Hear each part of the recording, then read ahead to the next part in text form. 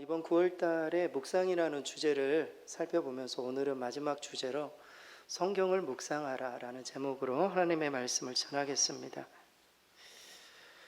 여러분들은 사람의 마음을 감동시키는 힘은 어디에서 나온다고 생각하십니까? 일과 관계 속에서 사람들에게 신임을 얻는 그런 열쇠는 무엇이라고 생각하십니까? 인테그러티라는 책의 저자인 헨리 클라우드는 사람의 마음을 감동시키는 힘이 인테그러티, 진실성에 있다. 성실성이죠. 도덕성, 이런 의미를 가지고 있는데요. 이것에 있다. 이렇게 설명하면서 이 부분을 일관된 진실성이다. 이렇게 표현을 했습니다. 사람을 감동시키고 변화시키는 힘이 우리의 어떤 재능이나 우리의 어떤 학위에 있다는 게 아니라는 겁니다. 우리의 일관된 진실성에 사람을 변화시키는 힘이 있다. 이렇게 말합니다. 일관된 진실성이라는 것은 도덕적인 개념이라기보다는 인간 내면의 힘을 말하는 그런 단어입니다. 우리 내면에도 힘이 있다는 것이죠. 그런데 그 힘이 진실성이다. 이것은 삶을 살아가면서 우리가 생각하는 재능이나 지식, 교육 수준, 그리고 전문 기술 이런 것보다 훨씬 더 중요하다. 이렇게 말합니다. 여러분 우리 주변에 보세요. 공부 잘하는 사람들도 많고 좋은 대학을 저는 지방에 살았을 때 주변에 서울대 나온 사람이 없었어요. 지방에 살았을 때 서울에 올라오니까 서울대 나온 사람이 수두룩해요. 주변의 사람들, 똑똑한 사람들이 너무나 많은 곳에 우리는 살고 있고 또 그것을 위해서 우리가 뛰어가죠. 그러나 훨씬 더 중요한 것은 실력보다는 인테그리티, 진실성이다. 그렇게 책은 이야기를 합니다. 결국 일관되게 진실한 태도로 살아가는 사람, 이 내면의 힘이죠. 그런 사람은 반드시 좋은 열매를 거둘 수밖에 없다. 책은 이야기를 해주고 있습니다. 그렇다면 이 내면의 일관된 진실성, 이것을 얻는 길은 무엇인가? 이 책은 이렇게 말합니다. 하나님을 대면하는 예배, 그리고 하나님의 말씀을 묵상하는 그 능력에 있다. 이렇게 말합니다. 오늘 찬양의 고백처럼 주님과 고요한 시간을 갖게 되는 것, 나의 내면을 점검하고 영적인 힘을 기르는 최고의 훈련이기 때문에 이 내면을 강하게 하는 것, 이것이 아주 중요하다는 겁니다. 여러분 우리가 지금은 잘 모르죠. 그러나 우리의 삶 가운데 고난이 닥치고 어려운 문제가 생기고 갈등의 문제가 생기면 그때 우리 내면의 파워, 이 내면의 힘이 나타나는 것이죠. 겉으로는 몰라요. 어려운 일들이 생기다 보면은 확 무너지는지 아니면 우리의 내면의 힘으로 다시 일어설 수 있는지 이게 그때 비로소 나오는 것이죠. 저는 여기에 앉아있는 우리 모든 성도님들 그리고 우리 자녀 세대, 특별히 우리 다음 세대 자녀들이 말씀을 가까이 하는 가운데 또 예배를 우선순위로 여기는 가운데 일관된 진실성을 갖추실 수 있게 되기를 바랍니다. 세상을 살아가면서 우리가 물론 세상이 추구하는 성공을 위해 살아가지는 않지만 정말 하나님이 원하신 형통한 삶을 살기 위해 우리의 삶에 항상 일관된 하나님을 향한 진실성이 우리 가운데 있기를 바랍니다. 그러나 우리에게 들어오는 부정적인 통계들이 몇 가지 있습니다. 그것은 교회를 다니는 성도들 중에 50% 이상이 예배 외에는 성경을 읽지 않는다는 통계입니다. 여기에서 반 정도 되는 분들은 오늘 예배 끝나면 성경을 덮고 다음 주에 오는 것이죠. 성경을 전혀 읽지 않는. 여러분 우리가 묵상에 대해서 이야기를 하지만 성경을 이 정도로 안 읽으면 말씀을 묵상하는 것, 깊이 생각하는 것, 삶에 적용하는 것, 나누는 것 안 하는 사람은 10%도 저는 채 안 된다고 생각해요. 심지어 우리가 신앙생활을 오래 했어도 묵상의 시간을 갖는다는 것, 여러분의 일주일의 삶을 되돌아보시기 바랍니다. 우리가 지난주에 예수님을 묵상하자고 이야기를 했지만 진짜 묵상하기 위해 시간을 가져봤는지, 기도의 시간을 가져봤는지, 말씀은 말씀대로 있고 내 삶은 따로 내 감정대로 내 생각대로 그렇다 보면 우리는 절대 신앙이 성장할 수도 없고 일관된 진실성을 갖추기도 어렵습니다. 여러분 이번 한 주간은 성경을 가까이 하실 수 있기를 바랍니다. 결단을 해야 돼요. 그래서 이번 특별 가을에는 성경을 끼고 좀 가까이 하고 좀 지내실 수 있기를 바랍니다. 물론 우리가 성경 항상 가지고 다닐 수는 없지만 스마트폰을 통해서라도 성경의 말씀을 가까이 하실 수 있기를 바랍니다. 보통 어떤 사람들에게 믿음이 있다라고 표현을 할 때에 그 기준을 물론 많은 사람들이 믿음의 기준을 다른 곳에 이렇게 두기도 하지만은 보통 우리 교회에서는 저분이 하나님 앞에 10의 1조를 드리는가 이런 부분으로 이렇게 체크를 할 때가 있습니다. 그런데 여기서 말하는 10의 1조는 단순히 물질의 10의 1조만을 말하는 게 아니에요. 그리고 우리가 신앙생활을 하면서 믿음이 있다 하면은 기본적으로 10의 1조를 하나님 앞에 드릴 수 있어야 돼요. 물질의 10의 1조뿐만이 아니라 우리의 시간의 10의 1조, 그리고 우리의 재능의 10의 1조 하나님 앞에 드릴 수 있어야만 합니다. 저는 이 중에서도 이번 가을에 우리가 정말 묵상을 실천하기 위해서는 최소한 시간의 10의 1조는 드려야 된다. 시간의 10의 1조는 무엇입니까?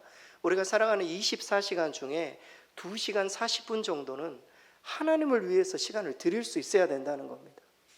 우리가 기도하는 시간, 말씀을 묵상하는 시간, 복음을 전하는 시간, 사람들과 봉사를 하고 섬기는 시간, 이런 시간들을 좀 짜서 2시간 40분 정도는 하나님을 생각하고 하나님께 마음을 드리고, 우리가 이 세상을 살아가면서 마음의 우선순위로 시간을 결정하지 않는 한 바쁜 시간이 우리를 움직여 갈 거예요. 그러지 않습니까? 공부하는 학생들 다 그렇잖아요. 시험을 앞두고 있으면 그 시험의 시간이 우리를 이끌고 갈 거라고요. 그래서 마음의 결단을 하지 않으면 절대 묵상할 수가 없습니다. 그래서 이번 가을에 꼭 시간을 결정을 해라. 시편 119편 105절 말씀에 보면 이런 구절이 있습니다. 우리 같이 한번 읽겠습니다. 주의 말씀은 내 발의 등이요 내 길의 빛이니이다. 주의 말씀이 우리 발의 등이 되고, 저녁에 가는데 당신은 등불을 가지고 갔잖아요. 말씀이 바로 앞을 비추는 등이 되기를, 내 길의 빛이 되기를 시편 기자는 이야기를 하고 있습니다. 우리가 하나님의 말씀을 그렇게까지 묵상을 해야 되는 거예요. 그렇게 해야 우리를 하나님의 말씀이 이끄실 줄 믿습니다. 그렇다면 우리는 왜 성경을 묵상해야 되는가, 오늘 주제이죠. 우리가 성경을 묵상해야 되는 이유 몇 가지를 오늘 말씀을 통해서 우리 성도들과 더불어 좀 살펴보기를 원합니다. 오늘 말씀은 성경을 묵상해야 될, 읽어야 되는 세 가지 이유를 강조해 주고 있습니다. 첫 번째는 성경 안에만 구원을 얻는 지혜가 있기 때문입니다. 여러분, 구원을 얻을 수 있는 지혜를 어디서 얻습니까? TV를 통해서, 스마트폰, 여러 학문을 통해서, 학교에서 선생님이 가르쳐 주나요? 절대 그렇지 않아요. 구원을 얻는 지혜는 반드시 성경을 통해서만 올 수 있기 때문입니다. 오늘 본문의 15절 말씀 우리 스크린 보고 같이 한번 읽겠습니다. 또 어려서부터 성경을 알았나니 성경은 능히 너로 하여금 그리스도 예수 안에 있는 믿음으로 말미암아 구원에 이르는 지혜가 있게 하느니라. 여러분, 오늘 성경 15절 말씀 디모데후서 3장 15절 굉장히 중요한 말씀이에요. 하나님이 성경을 주신 이유를 분명하게 보여주고 있어요. 하나님이 성경을 주신 이유는 무엇입니까? 모든 사람으로 하여금 구원에 이르는 지혜를 우리에게 주시기 위해서 성경을 주셨다. 성경은 말합니다. 여러분, 당시 유대인들은 구원을 얻는 지혜가 율법에 있다고 생각했어요. 그래서 율법을 철저히 지켰어요. 지금처럼 우리처럼 이렇게 신앙생활 안 했다고요. 율법을 철저히 지켰어요. 아침에 일찍 일어나서 목욕 재개하고 하나님의 말씀 앞에 섰어요. 그들은 시간을 정해가지고 예루살렘 벽을 향해서 4시간 기도했어요. 율법을 지키기 위해서. 그것이 구원의 방법이라고 생각했어요. 그러나 사도 바울이 예수님, 부활하신 예수님을 만나고 난 이후에 계시를 통해서 구원을 얻는 지혜가 그곳에 있지 않다. 예수 안에 있는 믿음으로 말미암아 구원에 이르는 지혜가 바로 성경에 있음을 사도 바울은 깨닫게 된 것입니다. 여기서 말하는 성경은 무엇입니까? 신구약, 그러니까 사도 바울이 전했던 모든 서신 다 포함해서 복음서를 다 포함한 내용이에요. 따라서 성경을 묵상할 때 우리는 의식적으로 생각해야 돼요. 이 말씀을 통해 내가 구원에 이르는 지혜를 얻어야 되겠다. 오늘 말씀을 통해서 성도인 내가 구원에 이르는 지혜가 하나님께서 어떤 말씀을 주시는지 의식적으로 깨닫고 성경을 읽어야 한다라는 것입니다. 그런데 가끔 성경을 다른 관점에서 보는 그런 사람들이 참으로 많습니다. 성경을 마치 인간의 궁금증을 해결하는 그런 수단 정도로, 마치 말이죠, 그런 어떤 만물 박사 정도로 생각한단 말이죠. 왜 성경은 여러분, 성경은 과학책이 아닙니다. 그러면서도 사람들은 성경책을 통해서 인류의 역사가 어떻다는 둥, 지구가 몇 년 전에 생겼다는 둥, 지구가 말이죠, 지금 말하는 40만 년 전인가 400만 년 전인가, 그 전에 생긴 것이 아니라 성경은 6천 년 전이라고 이야기를 하니 그게 맞다라고 이야기를 하는 둥. 여러분, 성경은 과학책이 아닙니다. 성경이 모든 것을 말하고 있지 않다고요. 성경은 철학책이 아니에요. 우리 인간의 어떤 양심이나 모든 이런 인문학적으로 우리의 어떤 지적인 만족을 위해서 주신 책이 아니에요. 성경은 구원에 관한 책이에요. 구원에 관한 책. 성경을 믿고 읽고 그것을 통해서 구원받은 죄인인 인간이 하나님 앞에 회복되는 길을 알려주는 것이 성경이지, 어떤 의미에서 어떤 그런 분류로 말하는 성경은 구원책이에요. 구원책. 구원이 주제라고요. 주제.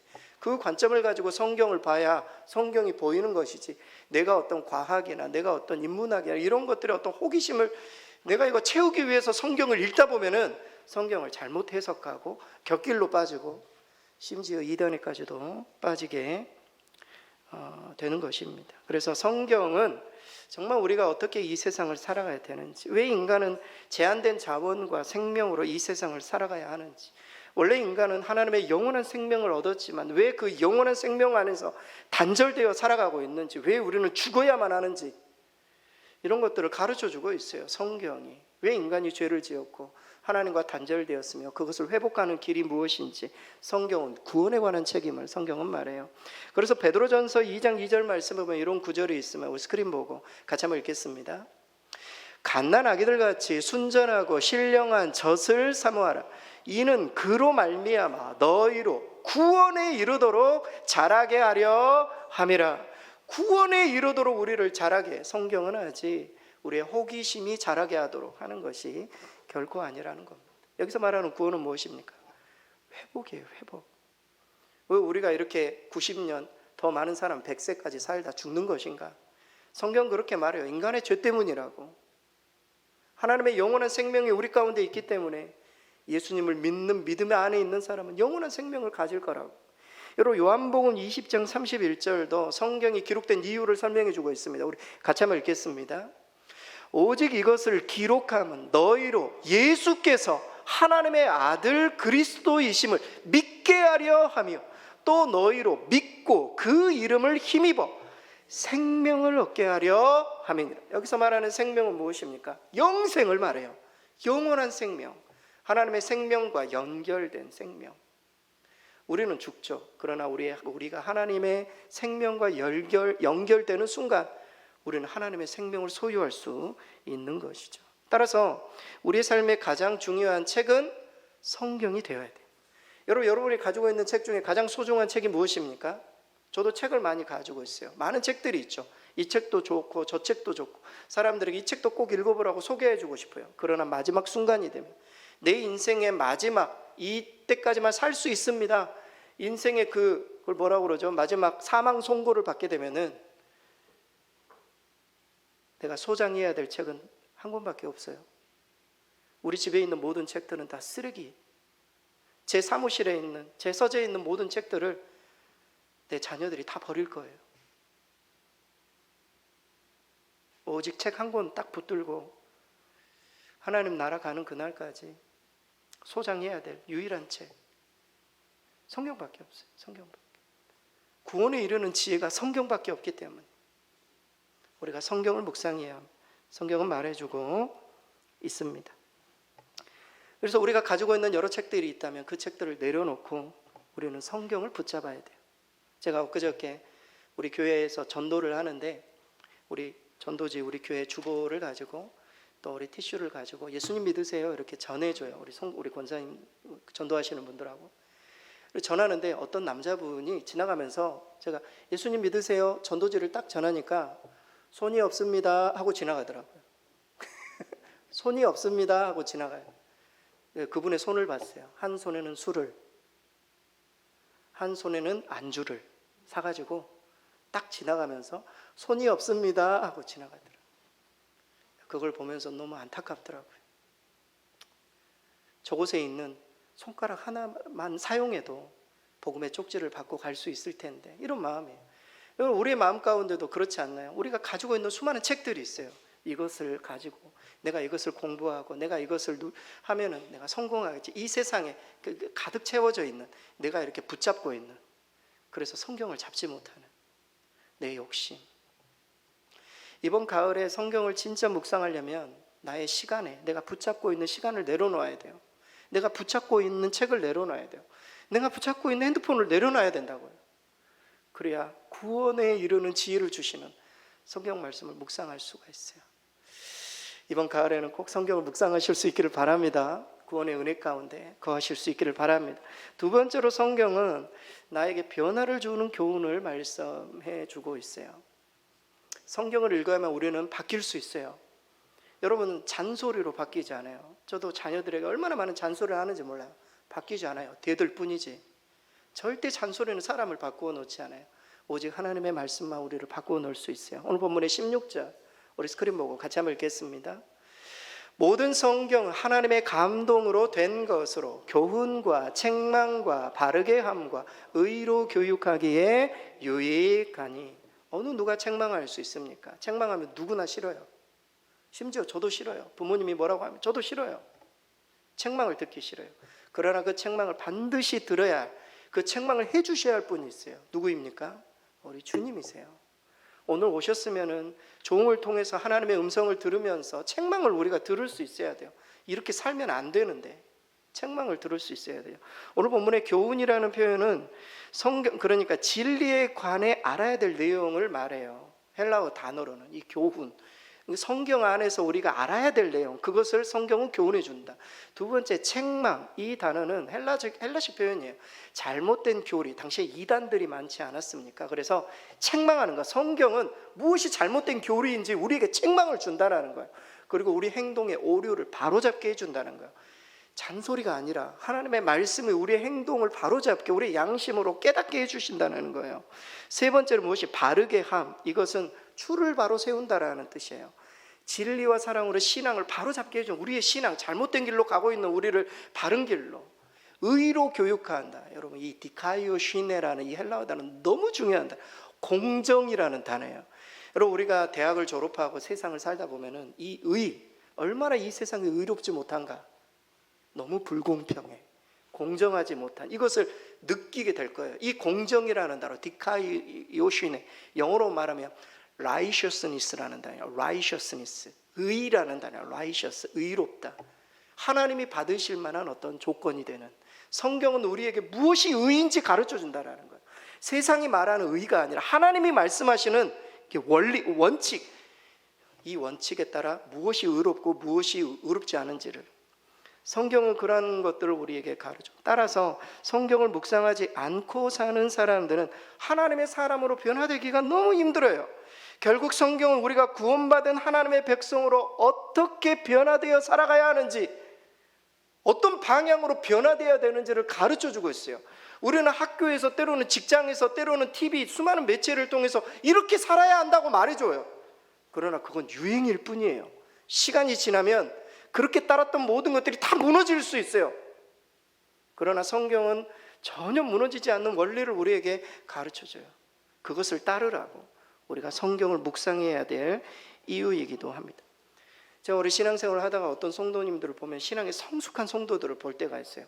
진짜 용서하지 못할 상황에 용서를 베풀고, 진짜 섬길 수 없는 상황에 섬기는 그런 분들을 봐요. 정말 인내할 수 없는 상황에 인내하는 그런 성도들을 볼 때가 있습니다. 그러나 많은 사람들이 그것을 타고났다고 생각해요. 저분은 항상 그런 사람. 여러분, 절대 그렇지 않습니다. 타고난 건 없어요.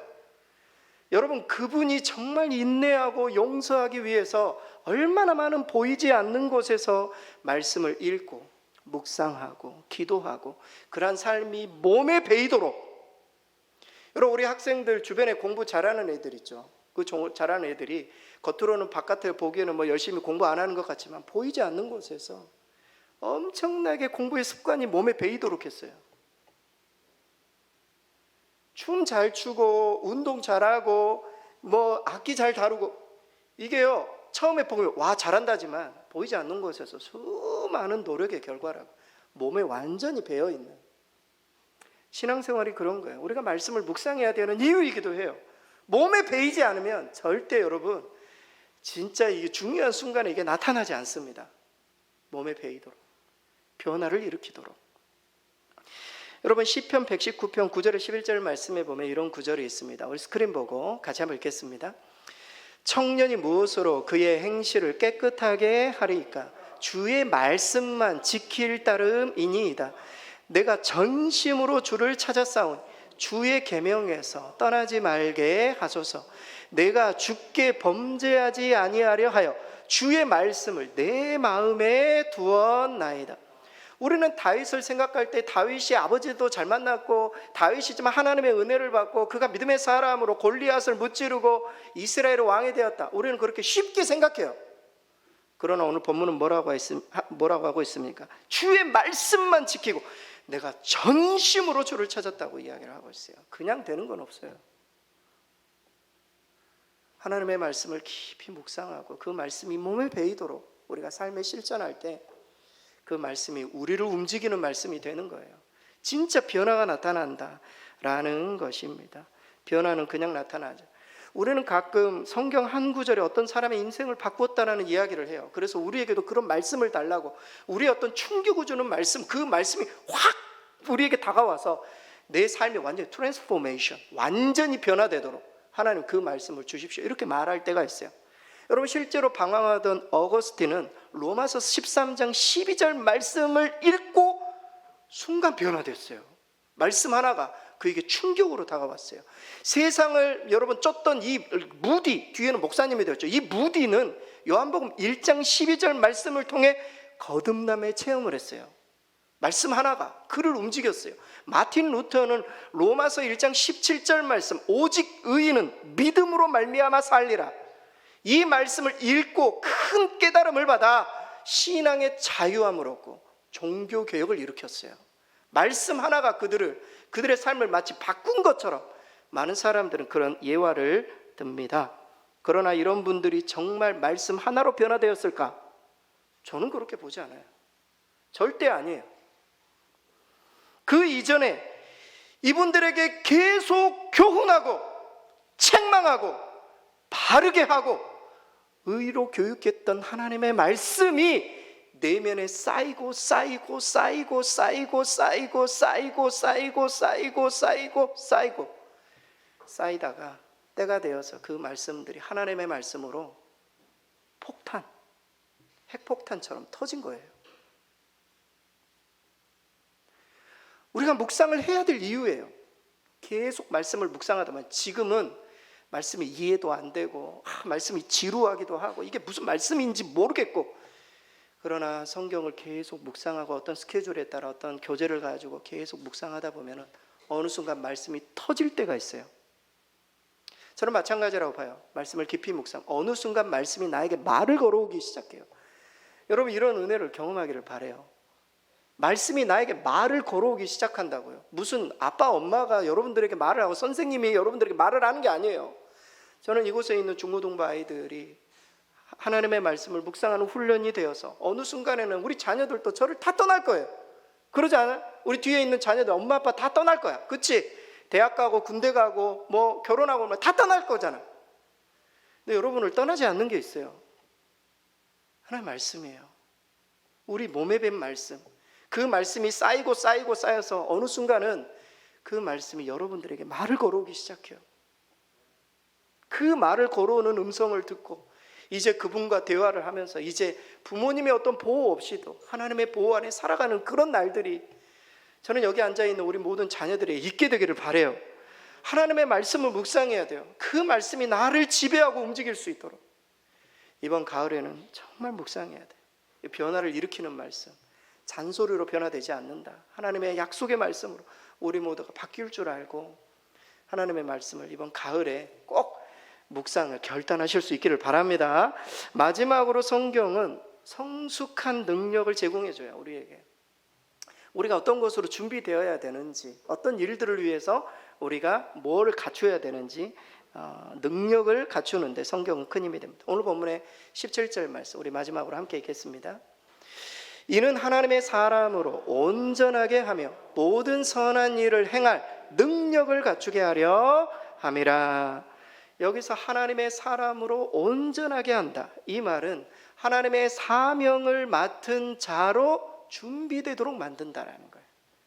여러분, 하나님의 말씀이 우리를 사명자로 준비되도록, 우리의 어떤 기술이 아니라 하나님의 말씀이 우리를 사명자로, 오늘 뒤에 보면 모든 선한 일을 행할 능력, 이것은 성경에 하나님의 사명을 맡은 자로 모든 선한 일을 행할 능력, 이것은 충분히 하나님이 맡기신 사명을 충분히 감당할 만한 성숙한 그릇으로 우리 모두를 세워가신다, 이런 의미입니다. 사실 오늘 본문의 말씀은 사도 바울이 체험한 내용이에요. 사도 바울이 내가 하나님의 사람으로 온전케 된 이유, 내가 모든 선한 일을 행할 능력, 무엇을 통해? 거룩한 성령의 말씀, 하나님의 말씀을 통해. 여러분, 주님의 일은 누구나 할 수 있어요. 그러나 말씀으로 준비된 자가 하게 되면 더 효과적이고 체계적으로 할 수 있어요.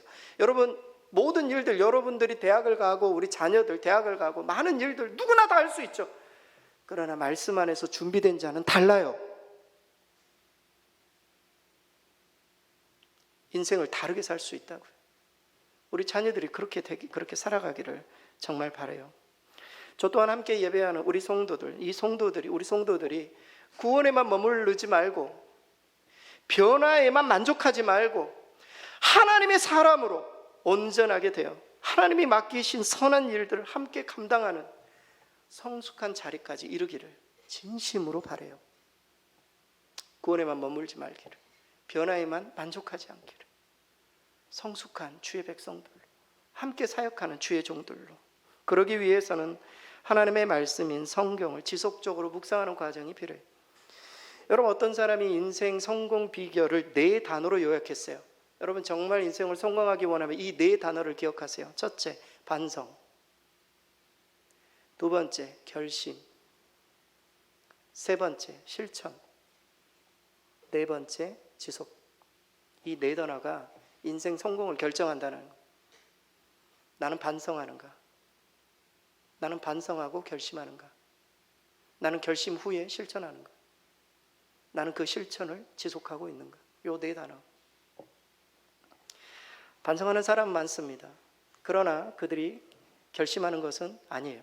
오늘 말씀을 듣고 반성하죠. 이렇게 살면 안 되는데. 그러나 결심까지 나아가는 사람 많지 않아요. 결심하는 사람도 덜어 있어요. 그러나 이것을 실천에 옮기는 사람은 드물러요.